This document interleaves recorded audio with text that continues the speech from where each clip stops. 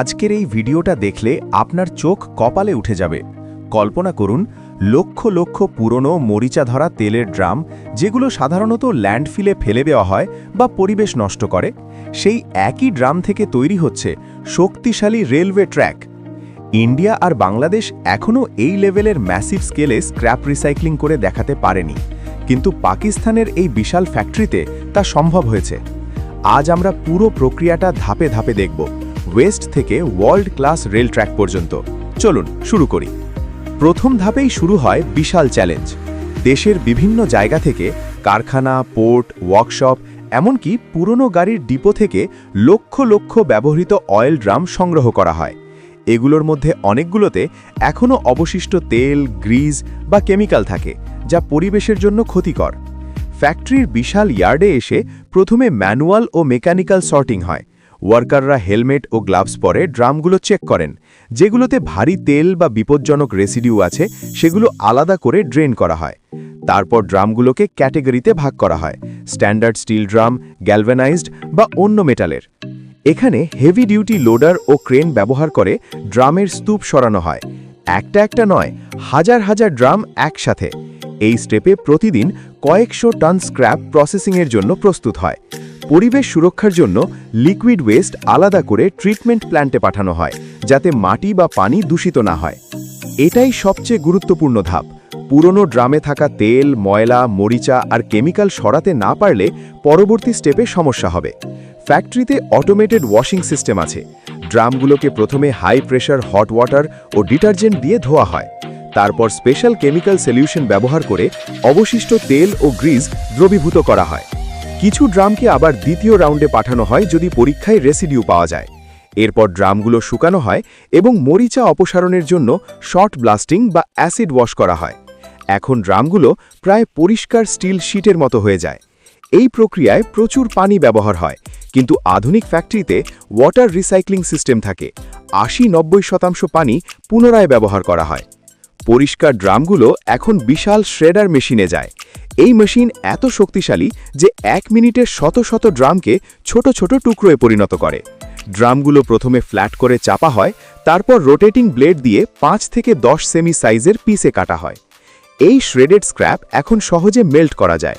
শ্রেডিংয়ের সময় চুম্বক ব্যবহার করে আয়রন ও স্টিল আলাদা করা হয়। অন্য কোনো নন ফেরাস মেটাল যেমন অ্যালুমিনিয়াম তাও সরানো হয়। এখানে ধুলো ও ধোঁয়া নিয়ন্ত্রণের জন্য অত্যাধুনিক ফিল্টার সিস্টেম কাজ করে, যাতে ওয়ার্কারদের স্বাস্থ্য ঠিক থাকে। এবার আসে সবচেয়ে রোমাঞ্চকর অংশ, মেল্টিং। শ্রেডেড স্ক্র্যাপকে বিশাল ইলেকট্রিক আর্ক ফার্নেস বা ইন্ডাকশন ফার্নেসে ঢালা হয়। তাপমাত্রা 1500 থেকে 1700 ডিগ্রি সেলসিয়াস পর্যন্ত তোলা হয়। এখানে স্ক্র্যাপ গলে তরল লোহা বা স্টিলে পরিণত হয়। ফার্নেসে অক্সিজেন ও অন্যান্য অ্যাডিটিভ যেমন কার্বন, ম্যাঙ্গানিজ, সিলিকন যোগ করে স্টিলের কোয়ালিটি নিয়ন্ত্রণ করা হয়। পুরনো ড্রামের স্টিল সাধারণত কার্বন স্টিল, যা রেলওয়ে ট্র্যাকের জন্য উপযোগী। মেল্টিংয়ের সময় স্ল্যাগ বা অপ্রয়োজনীয় অংশ উপরে ভেসে ওঠে, যা আলাদা করে ফেলা হয়। এই তরল স্টিল এখন প্রায় 1600 ডিগ্রির উপরে।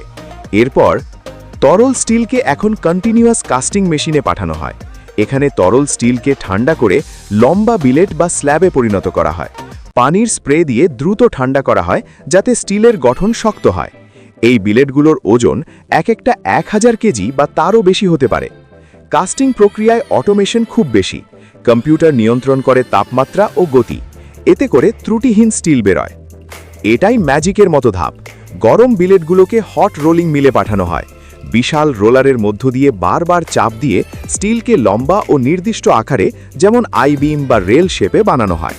তাপমাত্রা এখনও 1000 ডিগ্রির উপরে থাকে, তাই স্টিল লাল কমলা হয়ে জ্বলজ্বল করে। রোলারগুলো ধাপে ধাপে স্টিলকে চেপে চেপে রেলওয়ে ট্র্যাকের ক্লাসিক আকার দেয়: নিচের বেস, মাঝের ওয়েব আর উপরের হেড। প্রতিটা পাশে স্টিল আরও লম্বা ও পাতলা হয়। শেষে কুলিং বেডে নিয়ে ধীরে ধীরে ঠান্ডা করা হয়, যাতে স্টিল শক্ত ও দায়সী হয়। এবার রোল্ড রেলগুলোকে নির্দিষ্ট দৈর্ঘ্যে, সাধারণত 12 থেকে 25 মিটারে কাটা হয়। তারপর সারফেস ক্লিনিং, ড্রিলিং যদি দরকার হয়, এবং স্ট্রেটনিং করা হয়। ল্যাবে স্যাম্পল টেস্ট করে টেনসাইল স্ট্রেংথ, হার্ডনেস ও কেমিক্যাল কম্পোজিশন চেক করা হয়। শুধুমাত্র পাস করা রেলগুলোই ফাইনাল প্রোডাক্ট হিসেবে বেরোয়। এই পুরো প্রক্রিয়ায় 1 টন স্ক্র্যাপ থেকে প্রায় 1 টন স্টিল রেল তৈরি হয়। নতুন আয়রা নাগরিক খনন করতে যে এনার্জি লাগে তার 70 থেকে 80% কম এনার্জি লাগে রিসাইক্লিংয়ে। কার্বন এমিশনও অনেক কমে যায়।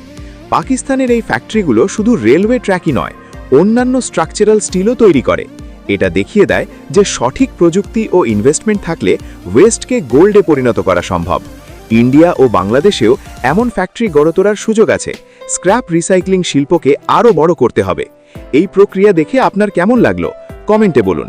যদি আরও ডিটেলস চান বা অন্য কোনো রিসাইক্লিং প্রসেস দেখতে চান, লাইক করে সাবস্ক্রাইব করে পাশে থাকুন। খোদা হাফেজ।